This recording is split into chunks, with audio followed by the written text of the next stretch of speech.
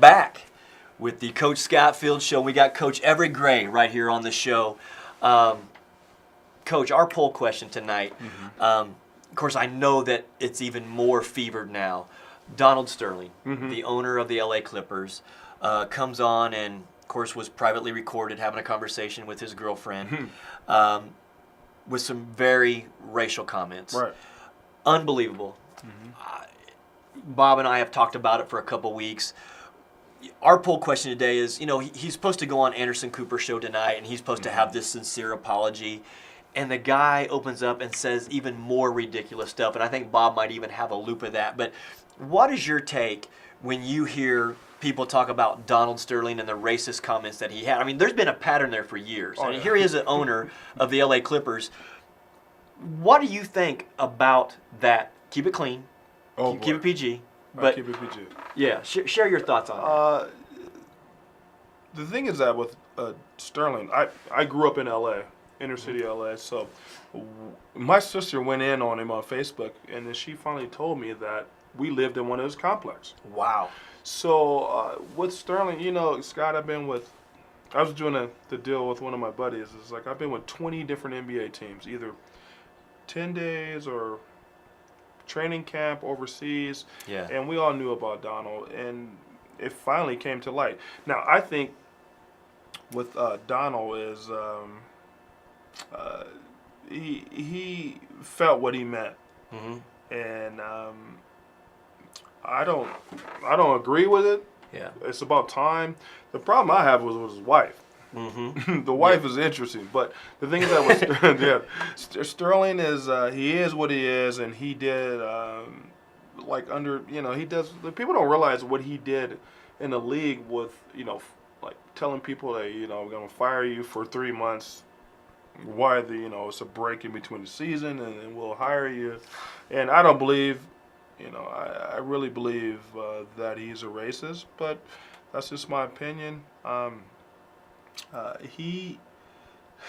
Do you think I can't really say, Scott, what I want to say, 'cause we on TV and all that good stuff, but it's just that he believes what he thinks, and what he said with V is the crazy part. I've been around V, but what he said to V is he meant what he said. Now my whole thing is that Scott, he was like, everybody needs a second chance. I'm like, you already had like 10 chances. Exactly. There's a pattern there. Do you think there's any place in the league, in an ownership level, for that, for the league, the brand, for what he's supposed to stand for? I mean, what do you think? No, and good. Scott, and I know, and we all have this pretty much the same friends in the league. And if he's still the owner, or anybody, his cousin, Kwame Sterling, I don't know who it is. It's gonna be some issues with the whole league. And we talked about that today.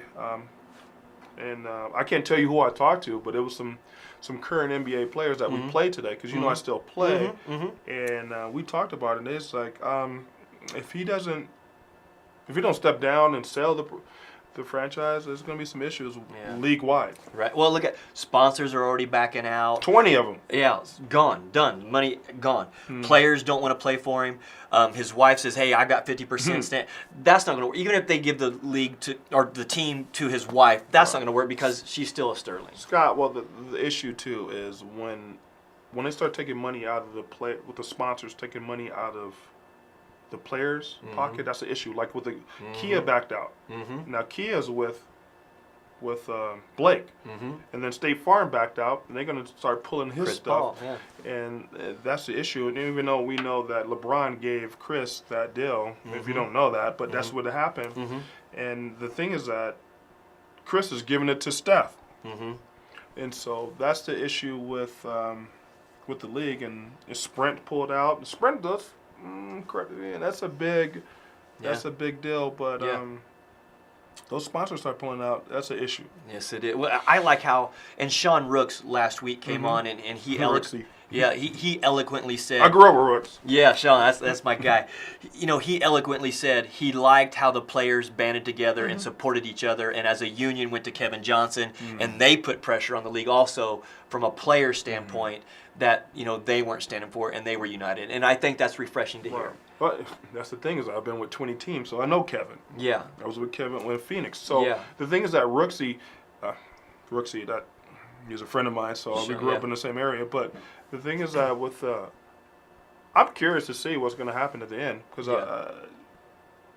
I think everybody might strike, and they all together. When LeBron and Mike step out, it's a wrap. Yeah, that's you can't have bigger hitters than that, Right. And I mean, Michael has come out and has said his words, what he thought, and he doesn't. Yeah, he don't. He like Tiger Woods. He don't. Yeah. Bob, anyway, Bob knows. But Tiger Woods, he don't really talk about anything. But when Mike step out and say something, it's coming. He's coming with some thunder. Let's be honest. Don't say thunder. I don't like thunder. Well, let's talk about you got to play at UNLV. You played with the legendary Coach Tarkanian, a legend, a winner. I mean, he won at Long Beach. He won at UNLV. It's a shame that the NCAA kept him under a microscope for so many years. The players had to be under the microscope. But talk about Coach Tark, the person. What was it like to play for Coach Tarkanian? Tark was the coolest coach ever. He gave you freedom when you played. And, Scott, when I let your son play with us, I mean, that's where I get that from. That's right. Freedom. I mean, it's okay to miss a shot. He's always like, oh, did you try to miss it? Yeah. Who cares if you miss it? Yeah. And so I love the guy forever. He recruited me late. I was with the Georgetown.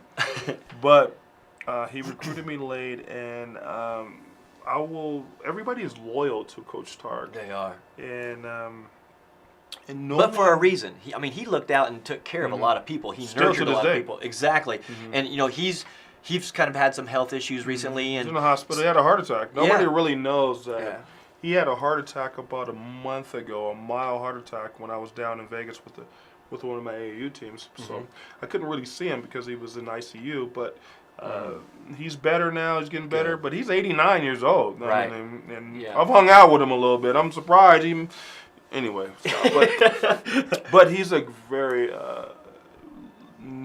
all the guys are loyal to him. And, you bet. I love him, and I played for him for 3 years, and 1 year was at Massimino. But those years with UNLV was the greatest years ever. And I was in Boise, Idaho this week. Sorry, Scott, get off the. No. People was like, what happened in that game? You know what game we're talking about. I was like, they beat us. Duke beat us. And every time I go somewhere, somebody had noticed me and be like, hey, what happened? I'm like, at this point, I'm just like, they had more points. They can't let it go, huh? Can't let it go. And it's so weird that after 25 years, they're still talking about that. And the good thing about it, too, Scott, is that Grant Hill hit me up and was like, well, we're going to do a Duke and UNLV game maybe in Madison Square Garden, and we're going to bring everybody in together. That's so awesome. I still talk to Grant Hill and Thomas Hill and Bobby Hurley and Leitner. We all still together. We still talk a little bit about that whole little era for 24 months. Well, how did Coach Tarkanian impact your life now that you're coaching? I mean, you talked about how you've carried some of that philosophy. You want the guys to play more open and be free and relaxed. But what types of things did he teach you on the court and off the court that's kind of helped mold who Coach Evric Gray is today? Well, off the court, Scott, is like loyal, being loyal to your teammates and your family, and just being loyal to. On the floor, he always like, you don't have to like Scott Fields. Just pass it to him when he's open. You don't have to hang out. He always like, you don't have to go to dinner with him. Yeah. You don't have to go to a show with him, whatever. That's Vegas. But, just pass the ball to him, and then you can go your separate ways. Like, when I did my first NBA camp, I was in Seattle. And Gary Payton was like, oh, you came to the NBA. It's like a pay cut. I'm like, no, it wasn't like that, player. It wasn't like that. But it was, he taught me how to embrace every lifestyle, background. I'm from Hermosa Beach, California, and then you have some guy from D.C., inner city D.C., and then you get there, they're just like, what's going on? I don't. What are you talking about? You speak perfect English. I don't know, but anyway, but it was good times, and I learned how to adapt to different what I want to say, different egos and different personalities, and it was great in my coaching now, and that's just what it is. Yeah, I think it's awesome that you've had those experiences, and I'll ask you one more question before we go to another quick break. What was it like to have the NCAA have you under a microscope every day, every minute, just waiting for somebody to mess up so they could get at Shark, because it was vindictive how they went after him all the time. What was it? Did it obviously added more pressure, and you always had to watch what you say, what you did, how you did it. What was that like as a young 20-year-old, 21-year-old playing to have that type of pressure on you? That's Scott, tough. Let me explain something to you, Scott. And not too many people know this. So the FBI used to follow us, and so I get called in, and my parents we're middle class, so, and they were like, "Whose car is this?" And it's like, "It's my car." So it's pictures of me getting out of my car, going to my house. Like, I can't. Yeah, we're on. I said, "Who's taking pictures of me?" So that's the deal with the NCAA, and they follow us around and take pictures and pull us. Like my redshirt year, we won the Final Four. They pull people off the plane. Stacy, you can't play in this tournament. Greg, you can't play in this tournament. Larry Johnson, you can't play in this tournament. Wow. And it was interesting those couple years. And Scott, that when you do the AAU stuff, NCAA is taking over AAU, so you have to just background check. And so when you call them, they're like, "Is this the Evric Gray from UNLV?" Yeah, I'm like, still. "Yeah, I don't like you guys. So run my name through real ASAP, okay?" But it's interesting with the NCAA. If I can tell you all the stuff, but we got called in every time. Whose car is this? Where'd you get this meal? Did you pay? Wow. And people taking pictures, and it was interesting.